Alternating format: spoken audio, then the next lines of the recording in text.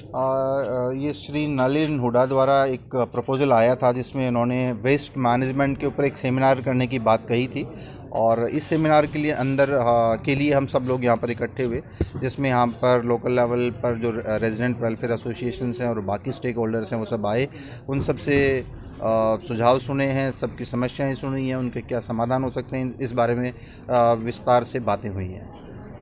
31 मार्च 2022 तक इस शहर को हम कचरा मुक्त करने जा रहे हैं। यहाँ पर आपको खत्ते नहीं मिलेंगे, यहाँ पर आपको बाहर रोड्स के ऊपर पड़ा हुआ वेस्ट नहीं मिलेगा और ठीक प्रॉपर ढंग से हम हर घर तक पहुँचेंगे और सेग्रीगेटेड वेस्ट कलेक्ट करेंगे, उसको प्रोसेस करके ख़त्म करेंगे। 5 दिसंबर वो तारीख है जिस दिन हम शहर के अंदर इन सब चीज़ों के ऊपर जीरो टॉलरेंस से चलना चाहेंगे।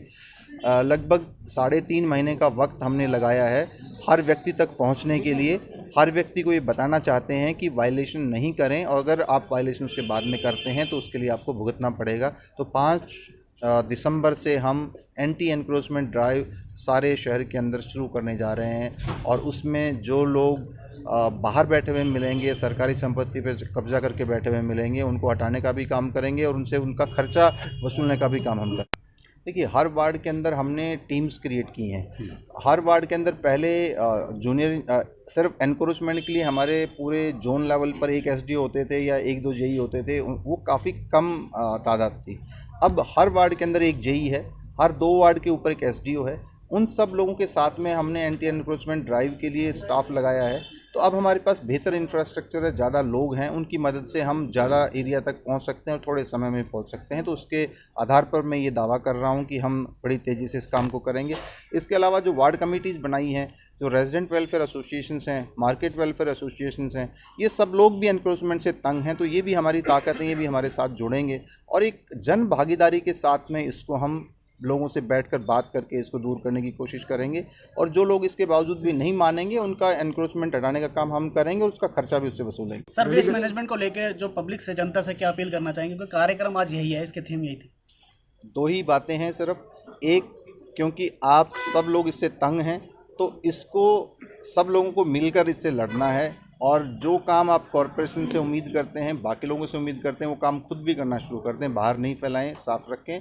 और दूसरा, जब हम इस काम को करना चाहते हैं तो हमारे साथ आएँ और जो लोग बार बार कहने के बावजूद भी नहीं मान रहे हैं उनके खिलाफ कार्रवाई करने में नगर निगम का सहयोग करें। थोड़ा सा नीचे। एनर्जी जैसे कमिश्नर साहब ने बताया कि यूथ में होती ही है, लेकिन ज़्यादा एनर्जेटिक तब होते हैं जब एक कम्युनिटी का सपोर्ट आपको किसी मुहिम में मिलता है। मैं धन्यवाद करना चाहूँगा आदरणीय हमारे नगर निगम कमिश्नर साहब का कि उन्होंने एक बड़ा ही अच्छा जो इनिशिएटिव है वेस्ट मैनेजमेंट का और शहर से पॉल्यूशन को कंट्रोल करने का, वो एक बहुत अच्छी दिशा में जा रहा है। तो यूथ को भी, या चाहे जो भी वर्ग हो, चाहे वो पॉलिटिकल हो, सोशल हो, जब एक कम्युनिटी लेवल पर उनको समर्थन मिलेगा, सपोर्ट मिलेगा और जैसा कि मैंने अंदर बताया कि जब ये सब चीज़ें हम अपनी हैबिट में इनकलकेट कर लेंगे और किसी और को अकाउंटेबल करने की बजाय हम खुद को अकाउंटेबल करें, तो मैं समझता हूं कि ये हमारे शहर के लिए सबसे बड़ी सक्सेस है। आज सेमिनार में आपने किन किन लोगों को बुलाया, कितनी RWS यहाँ पर हमारे चीफ गेस्ट कमिश्नर साहब रहे, जिनकी सारी बातें हमने समझी, नगर निगम क्या इसमें इनिशिएटिव्स लेने जा रहा है वो उन्होंने आज सबके बीच में रखा। विभिन्न RWA के हमारे प्रधान रहे, उनकी एसोसिएशंस रहीं, JFMLT की एसोसिएशन रही।